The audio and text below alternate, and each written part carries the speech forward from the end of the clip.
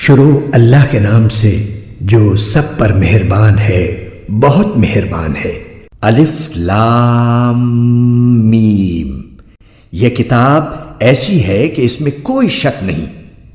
یہ ہدایت ہے ان ڈر رکھنے والوں کے لیے جو بے دیکھی چیزوں پر ایمان لاتے ہیں اور نماز قائم کرتے ہیں، اور جو کچھ ہم نے انہیں دیا ہے اس میں سے اللہ کی خوشنودی کے کاموں میں خرچ کرتے ہیں، اور جو اس وحی پر بھی ایمان لاتے ہیں جو آپ پر اتاری گئی اور اس پر بھی جو آپ سے پہلے اتاری گئی، اور آخرت پر وہ مکمل یقین رکھتے ہیں۔ یہ ہیں وہ لوگ جو اپنے پروردگار کی طرف سے صحیح راستے پر ہیں، اور یہی وہ لوگ ہیں جو فلاح پانے والے ہیں۔ بے شک وہ لوگ جنہوں نے کفر اپنا لیا ہے ان کے حق میں دونوں باتیں برابر ہیں، چاہے آپ ان کو ڈرائیں یا نہ ڈرائیں، وہ ایمان نہیں لائیں گے۔ اللہ نے ان کے دلوں پر اور ان کے کانوں پر مہر لگا دی ہے، اور ان کی آنکھوں پر پردہ پڑا ہوا ہے، اور ان کے لیے زبردست عذاب ہے۔ کچھ لوگ وہ ہیں جو کہتے ہیں کہ ہم اللہ پر اور یوم آخرت پر ایمان لے آئے، حالانکہ وہ حقیقت میں مومن نہیں ہیں۔ وہ اللہ کو اور ان لوگوں کو جو واقعی ایمان لا چکے ہیں دھوکہ دیتے ہیں، اور حقیقت تو یہ ہے کہ وہ اپنے سوا کسی اور کو دھوکہ نہیں دے رہے، لیکن انہیں اس بات کا احساس نہیں ہے۔ ان کے دلوں میں روگ ہے، چنانچہ اللہ نے ان کے روگ میں اور اضافہ کر دیا ہے، اور ان کے لیے دردناک سزا تیار ہے، کیونکہ وہ جھوٹ بولا کرتے تھے۔ اور جب ان سے کہا جاتا ہے کہ تم زمین میں فساد نہ مچاؤ تو وہ کہتے ہیں کہ ہم تو اصلاح کرنے والے ہیں۔ یاد رکھو یہی لوگ فساد پھیلانے والے ہیں، لیکن انہیں اس بات کا احساس نہیں ہے۔ اور جب ان سے کہا جاتا ہے کہ تم بھی اسی طرح ایمان لے آؤ جیسے دوسرے لوگ ایمان لائے ہیں، تو وہ کہتے ہیں کہ کیا ہم بھی اسی طرح ایمان لائیں جیسے بے وقوف لوگ ایمان لائے ہیں؟ خوب اچھی طرح سن لو کہ یہی لوگ بے وقوف ہیں، لیکن وہ یہ بات نہیں جانتے۔ اور جب یہ ان لوگوں سے ملتے ہیں جو ایمان لا چکے ہیں تو کہتے ہیں کہ ہم ایمان لے آئے، اور جب یہ اپنے شیطانوں کے پاس تنہائی میں جاتے ہیں تو کہتے ہیں کہ ہم تمہارے ساتھ ہیں، ہم تو مذاق کر رہے تھے۔ اللہ ان سے مذاق کا معاملہ کرتا ہے اور انہیں ایسی ڈھیل دیتا ہے کہ وہ اپنی سرکشی میں بھٹکتے رہیں۔ یہ وہ لوگ ہیں جنہوں نے ہدایت کے بدلے گمراہی خرید لی ہے، لہٰذا نہ ان کی تجارت میں نفع ہوا اور نہ انہیں صحیح راستہ نصیب ہوا۔ ان کی مثال اس شخص کی سی ہے جس نے ایک آگ روشن کی، پھر جب اس آگ نے اس کے ماحول کو روشن کر دیا تو اللہ نے ان کا نور سلب کر لیا اور انہیں اندھیریوں میں چھوڑ دیا کہ انہیں کچھ سجائی نہیں دیتا۔ وہ بہرے ہیں، گونگے ہیں، اندھے ہیں، چنانچہ اب وہ واپس نہیں آئیں گے۔ یا پھر ان منافقوں کی مثال ایسی ہے جیسے آسمان سے برستی ایک بارش ہو، جس میں اندھیریاں بھی ہوں اور گرج بھی اور چمک بھی۔ وہ کڑکوں کی آواز پر موت کے خوف سے اپنی انگلیاں اپنے کانوں میں دے لیتی ہیں، اور اللہ نے کافروں کو گھیرے میں لے رکھا ہے، ایسا لگتا ہے کہ بجلی ان کی آنکھوں کو اچک لے جائے گی۔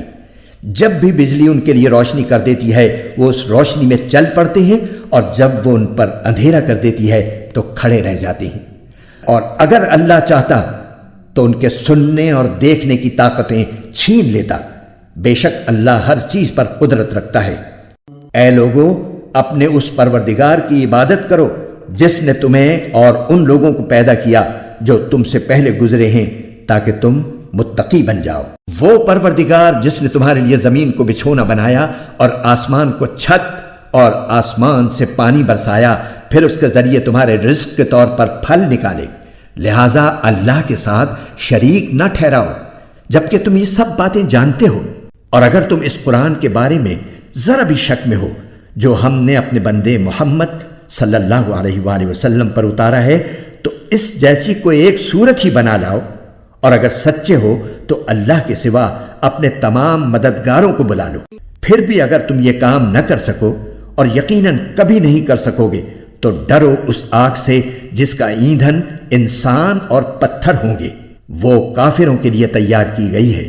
اور جو لوگ ایمان لائے ہیں اور انہوں نے نیک عمل کیے ہیں ان کو خوشخبری دے دو کہ ان کے لیے ایسے باغات تیار ہیں جن کے نیچے نہریں بہتی ہوں گی۔ جب کبھی ان کو ان باغات میں سے کوئی پھل رزق کے طور پر دیا جائے گا تو وہ کہیں گے یہ تو وہی ہے جو ہمیں پہلے بھی دیا گیا تھا، اور انہیں وہ رزق ایسا ہی دیا جائے گا جو دیکھنے میں ملتا جلتا ہوگا، اور ان کے لیے وہاں پاکیزہ بیویاں ہوں گی، اور وہ ان باغات میں ہمیشہ ہمیشہ رہیں گے۔ بے شک اللہ اس بات سے نہیں شرماتا کہ وہ کسی بات کو واضح کرنے کے لیے کوئی بھی مثال دے، چاہے وہ مچھر جیسی معمولی چیز کی ہو یا کسی ایسی چیز کی جو مچھر سے بھی زیادہ معمولی ہو۔ اب جو لوگ مومن ہیں وہ خوب جانتے ہیں کہ یہ مثال ایک حق بات ہے جو ان کے پروردگار کی طرف سے آئی ہے۔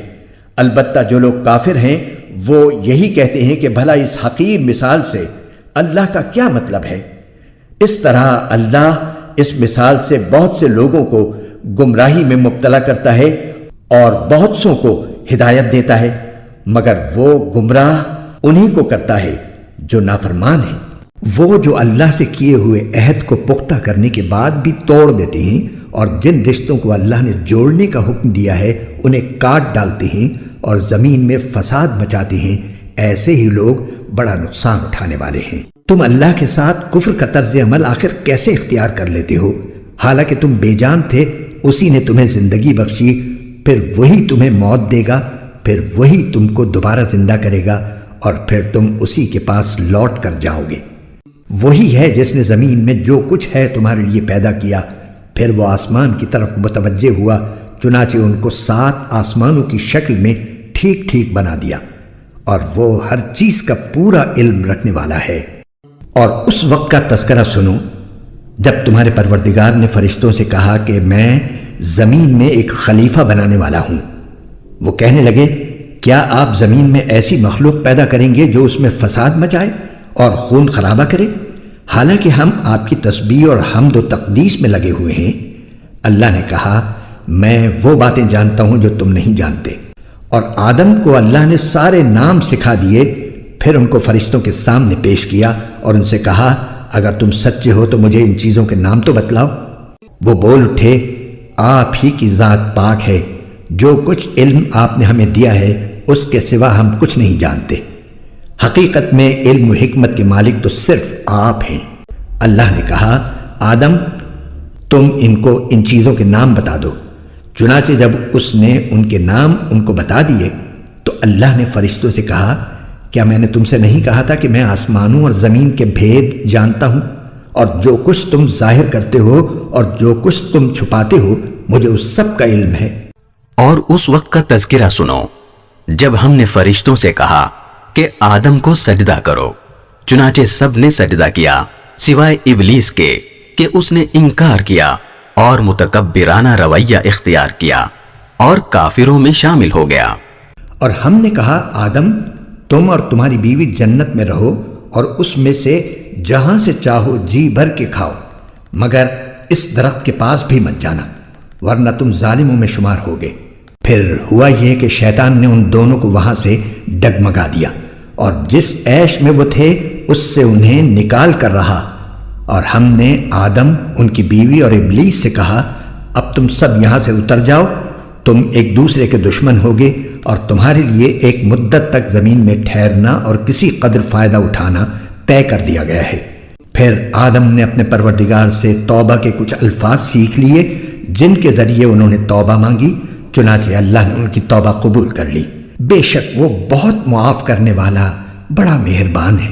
ہم نے کہا، اب تم سب یہاں سے اتر جاؤ، پھر اگر میری طرف سے کوئی ہدایت تمہیں پہنچے تو جو لوگ میری ہدایت کی پیروی کریں گے ان کو نہ کوئی خوف ہوگا اور نہ وہ کسی غم میں مبتلا ہوں گے، اور جو لوگ کفر کا ارتکاب کریں گے اور ہماری آیتوں کو جھٹلائیں گے وہ دوزخ والے لوگ ہیں جہاں وہ ہمیشہ رہیں گے۔